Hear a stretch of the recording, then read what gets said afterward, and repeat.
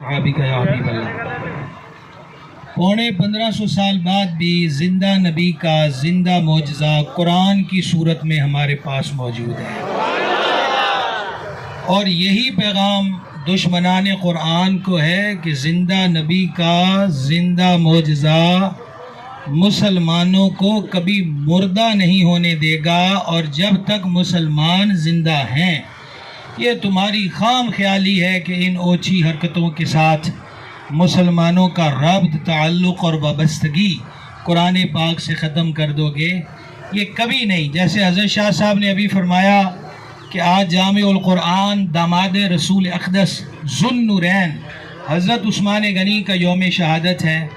جانے جانا نے فرمایا تھا، عثمان تم قرآن پڑھتے ہوئے شہید کیے جاؤ گے اور تمہارے خون کے قطرات قرآن پاک پر آئیں گے۔ وہ صدیق پاک ہوں، وہ عمر پاک ہوں، وہ عثمان پاک ہوں، وہ مولا علی پاک ہوں، اس ساری ذاتوں سے شروع ہو کر ہم کربلا معلیٰ تک آ جائیں تو دشمنوں نے آل اطہار کے سر کاٹے، پر سید نے شام کے بازاروں میں نوکے نیزہ پر قرآن پڑھ کے بتا دیا کہ تم کیا سمجھتے ہو یہ وجود کی رگیں جڑی ہوں تو ہم قرآن سے جڑے ہیں، سر کٹ بھی جائیں تو قرآن سے تعلق ختم نہیں ہوتا۔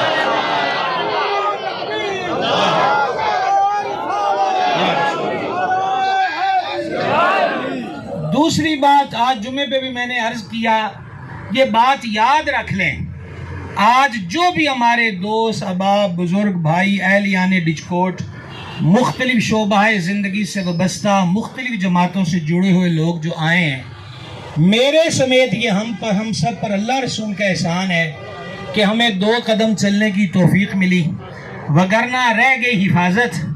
تو جب ہم نہیں تھے قرآن تب بھی تھا، اور جب ہم نہیں ہوں گے قرآن تب بھی ہوگا۔ ایک صحابی پاک نے عرض کی، آقا میں نے خیمہ لگایا تو رات زمین سے سورہ ملک کی آواز آئی۔ آقا علیہ السلام نے فرمایا وہاں قبر ہوگی اور قبر والا سورہ ملک کا عاشق ہوگا، اس لیے وہ قبر میں بھی سورہ ملک کی تلاوت کر رہا ہے۔ ان بے وقوفوں کو کیا خبر ہے کہ قبر کی کوٹھڑیوں میں بھی مسلمان کا رشتہ قرآن سے ختم نہیں ہوتا۔ ابھی تو ہم زندہ ماحول میں زندہ ہیں، الحمدللہ۔ دوسری چیز یہ ہے، بڑی مختصر بات، حضرت شاہ صاحب نے بڑی تفصیلی باتیں آپ حضرات کے سامنے رکھی ہیں۔ مختصر وقت کے اندر میں یہ عرض کرنا چاہتا ہوں، روز اول سے ہی مخالفت شروع ہوئی اسلام، قرآن اور صاحب قرآن کی، اور آج تک جاری ہے۔ کفر والوں نے مسلمانوں کے سورسز پہ قبضے کیے، وہ لیبیا ہو، وہ شام ہو، وہ عراق ہو یا دیگر ممالک ہوں۔ یوں کہہ لیجئے کہ خوراک کی پائپ لائن کاٹ کر بھی ان کو سکون نہ ملا۔ پھر فلسطین کے اندر اب تک خون کی ندیاں جاری ہیں۔ کشمیر میں ہندو جنونیوں نے آلیان کشمیر کو ابھی تک یرغمال بنایا ہوا ہے۔ یہ ظلم و ستم بھی انہوں نے کر کے دیکھ لیے، لیبیا، شام، عراق کھنڈرات بنا دیے بمبارمنٹ کر کے۔ اس کے بعد بھی اتنا کچھ کر کے کبھی کارٹون بنائے، یہی سڑکیں تھی، یہی میں اور آپ تھے کہ کبھی کارٹونوں کے خلاف نکلے، اور ابھی ماضی قریب میں ہم ہندوستان میں بی جے پی کی ایک فاحشہ عورت جس نے ٹی وی چینل پر مصطفیٰ جان رحمت علیہ السلام کی توہین کی تھی، ہم اس کے خلاف بھی نکلے۔ عرض یہ کرنا چاہتا ہوں، قرآن جلانے کے واقعات امریکہ میں بھی ہوئے، اس سے پہلے بھی ہوئے، اور ابھی یہ سویڈن میں ہے۔ ثابت ہوا کہ ہمیں گرا کر، مار کر، ہم سے نوالے چھین کر، ہمیں یرغمال بنانے کی لاکھ کوششیں کر کے بھی یہ ہمیں ہرا نہیں سکے۔ اس کی زندہ مثال یہی ہے کہ اور کوئی چارہ نہیں لگیا تو قرآن کو نظر آتش کر دیا۔ یہی تو مہربان نے نزول قرآن کے وقت بتا دیا تھا کہ ہن ورکیاں دیاں گلاں نہیں، ہن ورکیاں دیاں گلاں نہیں کہ کوئی ادھروں سجے کھبے کر دے گا۔ ہن تے محبوب دی واری ہے، آخری نبی ہے، آخری کتاب ہے، آخری امت ہے، نازل بھی ہم نے کیا ہے، حفاظت بھی ہم فرمائے ہیں۔ اور یہی بات ہے کہ چھوٹے چھوٹے بچوں کے 12 سال کے بچے، ان کے سینوں میں قرآن ہے۔ وجہ اللہ نے قرآن کی حفاظت کا ذمہ اپنے ذمہ کرم پر لیا ہے۔ بات کو اختتام کی طرف لائیں۔ پاکستان سطح پر، پاکستان کی پارلیمنٹ میں कल जो करारदादें मंजूर की गई हम उनकी तायीद भी करते हैं। कोई भी दौरे हुकूमत हुआ हमें तो हुजूर से गर्ज है जेड़ा मालका वास्ते बोल पे असी भी उन्होंने दुआ दिन्ने आ, समझ आई ना। जेड़ा मालका वास्ते मुंह में चने पा के बह जे साडा उहदे नाल की ताल्लुक है। उन्हें जाना उन्हें माना न रखा गैर से काम, लिल्लाहिल हम्द मैं दुनिया से मुसलमान गया। दूसरी बात यह है कि हुकूमत से एक सदर का इजाफा हम इस रैली में करते हैं। एहतजाज करना तो हम फकीरों का काम है, हुक्मरानों का काम तो आंखों में आंखें डाल के बात करना है। लिहाजा एहतजाज वो हम फकीरों ने कर लिया और करते रहेंगे। आप मंच पर बैठे हैं, आंख में आंख डालकर बात कीजिए। आप थोड़ी सी हिम्मत कीजिए, ये मुस्लिम उम्मत बड़ी गयूर है। अगर एक नुक्ता समझ सकें और दाएं बाएं वालों को बोलने का मौका भी फराहम करूं, कुफर की कमजोरी दो चीजें हैं, एक माल एक जिंदगी। दोबारा सुनना, कज़ा न कीजिएगा। कुफर की दो कमजोरियां हैं, एक माल एक जिंदगी। एक माल, ना वो फकर सह सकते हैं ना वो मरना पसंद कर सकते हैं। मैं कुर्बान मालिक की अता पर कि महबूब की उम्मत से ये दो डर ही खत्म कर दिए। ना फकर का अंदेशा और रह गई मौत, तो कहा ये मौत नहीं ये जिंदगी है, ये शहादत है जो मरने के बाद भी बंदे को मरने नहीं देती। समझ गया।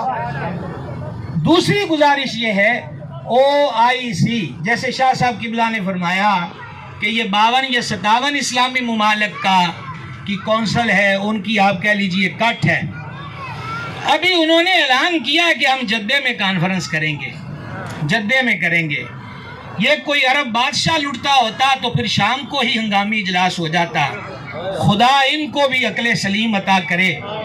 फिर कहीं फलस्तीन की सरजमीन पर कोई गुलाम फारूक आजम उठे जो इस भटके हुई उम्मत को फिर सुए हरम ले चले। तो जब तक OIC बाकायदा तौर पर पूरी दुनिया आलमी सतह पर कानून पास नहीं होता, ये गुस्साखी करते रहेंगे, हम एहतजाज करते रहेंगे।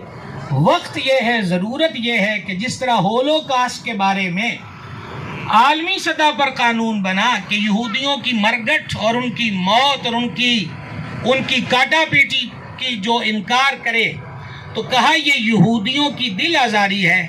हम इनसे पूछना चाहते हैं, दो कानून क्यों रखते हो? यहूदियों के दिलों का ख्याल है कि जिसमें बुग़्ज़ भरा है, मुस्तफ़ा जाने रहमत के ग़ुलामों के दिलों का ख्याल क्यों नहीं है कि जिन दिलों में मदीने का चांद बसता है?